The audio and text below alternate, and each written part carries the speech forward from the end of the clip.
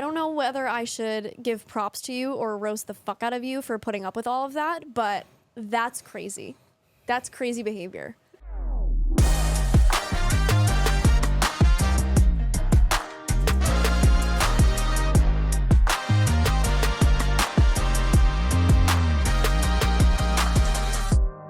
Welcome back to another episode of the Humble Hustle podcast. We are your hosts, Nick and Kayla. Hello, hello. Today, we are kind of doing part 2 of our submissions. We had a couple ones from our fuck ups episode, and today these are kind of just general stories, some like an ick, industry icks, and generic stories. Yes, we've got a couple longer ones, so we're just going to take our time and go through them.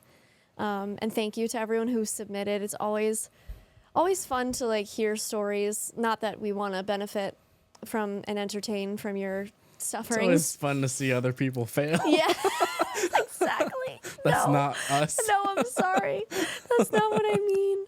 No, but it's always like relatable stuff. Like this first one, I think will hit home with many of us who are listening. Hopefully the grammar is good. I know. The last one is on point. Perfect. Yeah, very easy to read. Definitely. Okay. All right. Start us off? I'll start us off. So this is from a videographer, and the title is My Client Didn't Want a Contract. I recently had a project where someone was taken aback that I had asked them to sign a contract. I was asked to work on a project with a client I had previously worked with before, but this time I was contacted by the marketing/advertising agency that they use. Usually I had just worked with the client directly. Now, since the agency was reaching out to me, there were some additional hoops to jump through. The details of the shoot entailed recording a testimonial interview of one of my client's customers, along with a gallery of photos. A pretty simple half-day shoot. We didn't have a whole lot of notice for the project. It was about 2 weeks from when the agency initially contacted me to when the shoot was scheduled to happen. In my proposal, I very clearly outlined the fact that once we have a signed agreement and paid invoice, we can go through the pre-production process. Pretty spot on so far. When I had worked with my client directly in the past, I never had any issues with this. But when I sent over the contract and invoice to the agency, they had some pushback. I randomly got a call from my point of contact at the agency as she wanted to ask me some questions. At this point, the shoot is scheduled to take place in 3 to 4 days. She said they had no problem paying the invoice, they just had to process it with accounting, but said that signing the contract would take some additional time because they needed lawyers to redline it. I didn't know what redlining meant, so I looked it up, and apparently it means lawyers will go through my contract line by line and say which terms they want to change. This has happened to me before. Obviously, this is a huge no for me. She also said that in past shoots with other videographers, they essentially use the paid invoice and the proposal as the contract in a way. That doesn't really make any sense to me, as a contract is a legally binding document, and the proposal is just saying what services we aim to provide, and the invoice is simply a way of collecting payment. She asked me if we could do a shoot with a paid invoice and no contract, and I told her that if we don't have a signed contract and a paid invoice, the shoot can't take place. After all, the contract doesn't just protect me, it protects the client too. Her response to me on the phone was, "Are you serious?" To which I replied, "Yes, that's just our policy." She then said, "Okay, let me talk to legal and I will try to figure this out." What ended up happening was the agency paid the invoice and the original client signed the contract, which makes way more sense because the client has worked with me previously and had signed my contracts before, so they knew what to expect. I'm not sure why advertising and marketing agencies feel the need to make things complicated like this, but what I've learned is that most of the time, they are just a middleman that's in the way of making things run smoothly. True. The icing on the cake... Oh no. The shoot ended up getting postponed because the customer we were supposed to interview bailed the morning of. So all of that last minute trouble we had to go through seemed to be for nothing. Luckily, we rescheduled and the shoot went fairly smoothly after that. Just your average day in the life of a videographer. Damn. I've had my contracts redlined before with higher ed. I actually really? work with, yeah. I have my I work with my alma mater, Roger Williams. And so whenever I work with them now, I don't send the contract. They send me a contract and I'm just like, whatever happens. When I did higher ed stuff, I actually wasn't the one making contracts. So I don't know what was done. So maybe they were annoying. working with like the middleman of agencies is always a pain in the ass. Yeah. I think bigger clients that I've worked with have always been more difficult with the contracts. The biggest issue that I find with contracts is people want to own the assets. They want the copyright. And normally what I do is I grant people a license to use it, but I still own everything. Exactly. That's what you should do. Right. But a lot of people, especially like bigger companies, want to own it. I don't know why, just so they can say that they own it, I guess, and do whatever they want with it. Yep, that did happen to me Yeah. on a bigger shoot. Yep. I ended up caving and just giving in, like, we can co-own it. Right. It's the only way this is gonna work. Right. Yeah. That's what I've done too, is making sure that I still have the rights to own it, but giving them ownership too. Like, to be honest, I don't really care. All I care about is, am I able to use it however I want? Yeah.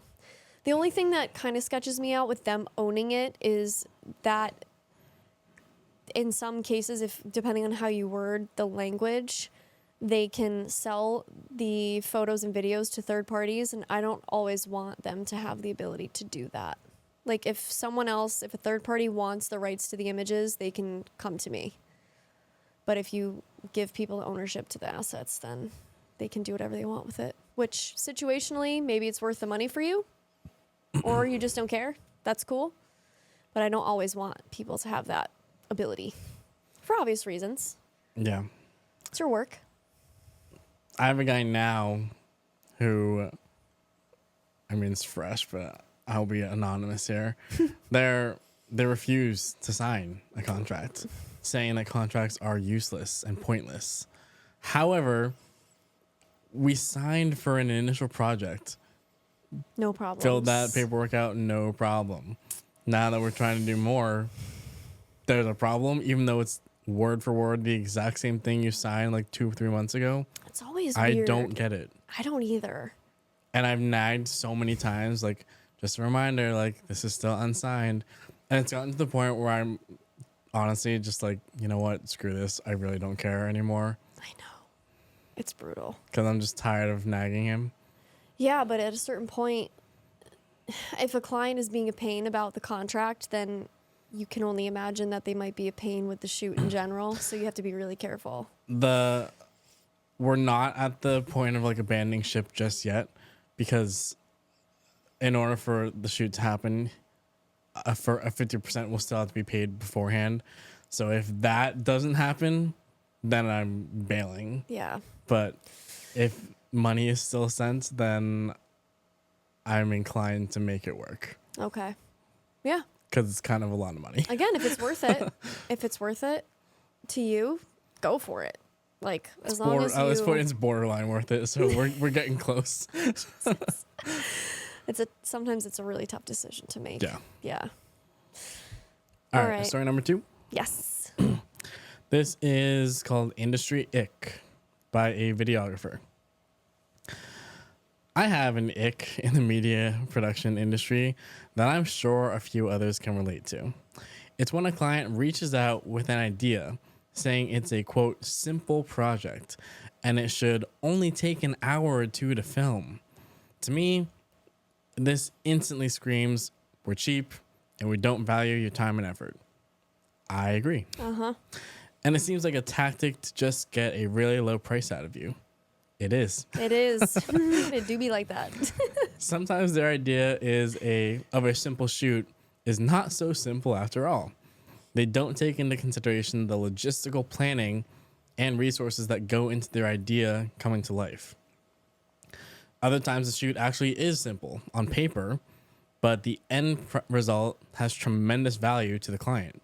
So for instance, you can shoot a single ad for a client that's going to be used to promote a new product they're launching, and it might only take a few hours to shoot and edit, but the impact of that ad means a huge boost in sales for that new product, all because of the expertise and strategy you've built as a creative throughout the years. Amen. So true. Anytime someone reaches out to me with the idea of a simple project, it usually means they're thinking in a time-based budget versus a value-based budget. I do my best to educate them on what it takes to actually produce their project and what the end result would be for them. Yep. Couldn't agree more. Mm-hmm. And everything that you said was correct. Like, it is a tactic. Either they're using you or attempting to use you, or they're just completely clueless and have no idea what goes into producing a video like that, which is possible. Some people just don't understand. But yeah, it's definitely can be used as a tactic to just get cheap labor. I mean, I would say 90% of the time when people say that to me, I don't do it. Right. Just won't work with them because it's not the It's client definitely for a red me. flag. We've talked about that as a red flag. If anyone ever comes to me and they say like, oh, how much is it going to be for like a 2-hour shoot? Like, it's not how this works. Not a good sign. Yeah. Yeah, I've had this happen to me several times, and I'm sure a lot of people can relate to this instance, but yes, it's... The last time this happened to me was with a real estate team. Of course. And I was like, goodbye. Don't even get me started. Don't even get me started. Yeah, that's definitely relatable. I think we've all had instances like that for sure. And stand your ground. Your price is your price. Unless it's lucrative to you and it's a good opportunity, then... And you can upcharge for like a last minute quick turnaround if you want, but if a person's asking for the budget, chances are they're probably not going to pay that. Mm-hmm. Yeah, it's tough. Yeah. Ugh, well, that was a good one. Okay. Good. We've ick. got one more, kind of a similar vein. Similar vein? What's Similar vein. Vein. I did say it right. Okay, good. Okay. Last one for this episode, we've got a submission from another videographer, and the title is Realtor Wanted an HGTV production on a TikTok budget. That's honestly, tea. realtors these days do go crazy. These days. It's honestly the standard. Like, Yeah. the standard of real estate videography has increased dramatically over the last just 2-3 years. For sure. So Yeah. now every realtor expects that new standard, but they don't understand how hard it is to actually do. Right. And not every videographer can do it. Yep. Yeah. And it's like a specific type of, I feel like I see a specific a specific type Yeah. of like editing style. Yeah, that's what like I mean. the Yeah. fast walkthroughs and like the It's like a the lot Zoom of transitions people, are back. Yes. And a lot of people are being like funny and quirky and like dropping F-bombs and bringing their own like kind of personality into it. Like a couple realtors are viral in like the Texas area, I think it is. And one of them is like specifically known for just being like, yeah, this is a fucking big house and it's really expensive. Come on, take a look. And people eat it up. I would too. I like that. Yeah, it's a different spin. Like, but you're totally right. They're taking things to a different level and it's working. See, I've never seen like that. That's definitely a different trend. I'll That's show a you. thing. But like, her name's Paige, like Paige Steckling, I think, in Utah. And I would argue she's the best realtor on social media. And like, she kind of sets the standard. I'll have to look at her stuff. It's phenomenal work, but she uses like a full production company. And that's what people don't realize. Takes a lot of work. I've talked to them. They're nice. They're good. But Based yeah. out of Utah? Yeah. Yeah. But it's crazy the amount of work that they do for real estate. I know. Well, hey, if you're going to do real estate, that's the kind of shit you should do because that's where the money is. It's the only stuff that works too. Yeah, exactly. You're right. Totally. All right, here we go.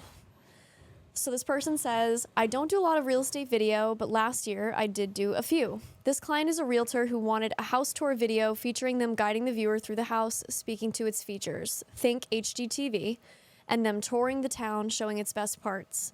I'm already thinking this is going to be a pretty long video and production, but somehow we land on what I consider a low $800 and 4 hours of shooting, not counting the hour drive to get there. That is very low. Well, for a real estate listing video, it's actually, I would say, Yeah, middle of the pretty ground, standard. pretty standard. But if this is a longer form video, it's not like a standard listing video. If you're going around town and stuff, and it's not just the house. See, I feel like that has become the new standard. Like, that's know, what I it's mean. Like, true. all these videos do involve That's that the stuff problem now. with real estate. You like can't charge that much because they don't want to pay it. I agree. You're right. Even though it's so stupid because like these houses are millions of dollars. I know. And they're making like 5 figures off it. You Yeah. can't give the person like more than $1,000. Yeah. Exactly. Jesus. It's barely a dent in their profit. Like, come on. Barely. They're It's just crazy. They're stingy. just greedy. Both. Sorry, continue. That's okay. After getting started about 30 to 45 minutes late due to her not realizing a scheduling issue with the house. Oh, that would send me. I would have already been Classic. gone. We start shooting, but only after I am told I have to agree to add another video to the deliverables so the agent listing the house has content too. Wait, so who's the original? So he must be working with like a buyer's agent, just using the house for content. Oh my god. And then he has to make another video for the actual listing agent. Good lord. Here we go. Knowing I was getting a poor deal here, I agreed only to get my foot in the door with this other agent who clearly knew she needed content, but didn't have the videographer connection yet and was selling a $2 million home. There it is. There it is. After almost every shot, she wants to see what we got and is critiquing and directing most of the shoot. That would piss me off. Oh my god. That does not fly These fucking realtors. on a Nick Jones production. We Then don't do that here. Then we spend another hour with her running around the house making various TikTok videos while I hold her phone recording. Yes, very similar to a tripod. This person was a human tripod. Oh my god, I'm so sorry you went through this. Our 4 hours is up and I pack my bag, to which she says, "Great, you're ready to go to the next location to shoot in the city." Oh my god. What a bitch. I remind her of our 4-hour time block, to which she gets frustrated about and suggests I come back the next day to film to make up for not getting everything. The audacity. Damn. Who is this person? That's horrible. DM me. I want to know. I remind her of the late start and of her social media videos. So instead of filming and after seeing it's getting nowhere, I show her my calendar and say I'm booked all week anyways. She then asks how I can deliver the draft of the video in the 3 days we talked about if I'm booked. I told her, don't worry about me, it's going to get done. And then there's a little... Oh, okay. So this is then the editing portion. We've moved on. So, oh my God, that was a horrible experience with this person. After day 1, she says she hasn't heard from me about the project and is concerned. She then like calls... 24 hours 24 later. hours. See, realtors want everything yesterday, so this does not surprise me at all. She then calls or texts me every few hours asking about progress, how I can help other clients if I'm helping her, and how she really wishes we went and filmed in the town. Draft 1 is done and sent, to which I got back 46 notes on frame.io for revisions. 46? That's insane. Some of which are her adding titles and comment/subscribe animations for YouTube, which she has been struggling sending through Dropbox for 2 days. Holy shit. Revisions are done, all edits made, and the final edit is sent, or so I thought. She then calls me so we can watch in real time together and go through the additional 13 revisions she found. Somehow, I made it through all the revisions and late night phone calls, only to be told next time she would really appreciate if when I'm hired by her, I understand that I'm only working with her until the project is completed. Wow. There won't be a next time. Holy shit. That's crazy. I have dealt with some pretty difficult realtors, but I don't think any of them have given me that much trouble. How could someone be that rude? That is insane. That's horrible. I don't know whether I should give props to you or roast the fuck out of you for putting up with all of that, but that's crazy. That's crazy behavior. Yeah. To treat someone like that when, like, she ran late. She was very clearly told what the deliverables were, and then she was trying to add on last minute with no increase in price and no expectation of paying any more for the additional deliverables. And then she was pissed when she used her amount of time and didn't have time to do the other stuff when she clearly knew how much time she was getting originally. And then 46 edits alone. That's insane. I'm sure it was on like a 60-second video. Yeah. So it's probably like literally every second there was something wrong. Yeah. Wow. That's crazy. This is why I don't work in real estate anymore, because that is truly what it's like.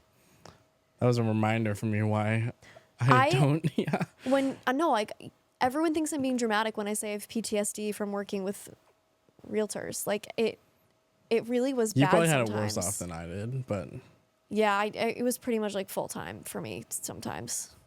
It's so stressful for no reason. Like that is, to treat someone like that for no reason is completely out of line.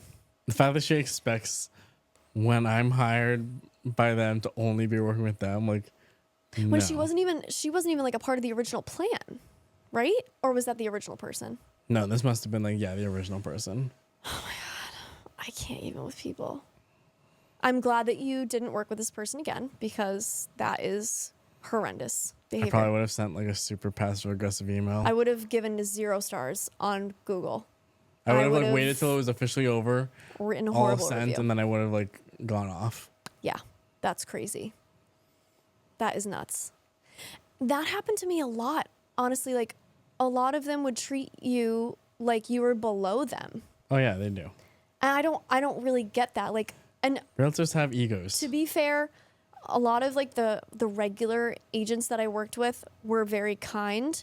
And it's smart to be kind, because the more you treat a person well, the more we are like inclined to do a better job, a quicker job, get you your stuff faster, like make sure everything's good. Like if you're an asshole to me, I'm not prioritizing your stuff. I'm sorry. Like that's just how it is. So here's a tip. Be fucking nice. And if you don't like someone that you're working with, it doesn't sound like this person was giving her attitude at all, like trying to be respectful through this. Like they're not giving you a reason to act like that. There's never an excuse to behave like that. Realtors are hard, man. Like, Oh my God. they're, to an extent, they are all like that. Like, It's the nature of the it's business. a cutthroat business. It I really get is. it, but it's like, it doesn't mean you have to treat people like that. No, there's no excuse for that. That's horrible. I'm sorry you went through that. That was really sad to read. That was bad. That was That awful. was really bad. Oh my God. I didn't expect that to go that direction Me after reading the either. title. Me either. No, we just read that live for the first time. We haven't read any of these, so damn. Yeah. Yeah, let this be a lesson to you. If you haven't worked in real estate and you're thinking about it, tread with caution. Have a thick skin. And be very firm. That's all I'm going to say. Yep. That's all I'm going to say. And it's not worth it, so don't do it. Sorry. It's not. Whew. Okay. Thank you for submitting your stories. We're going to do another episode like this in the future. We love reading your submissions. So if you have anything, we do have an anonymous link. It's linked in our bio on Instagram. So go check that out if you have anything to submit. And please rate us 5 stars on Spotify, subscribe on YouTube, and check out a new episode probably coming out next week. Yeah. Thank you. Bye. Bye.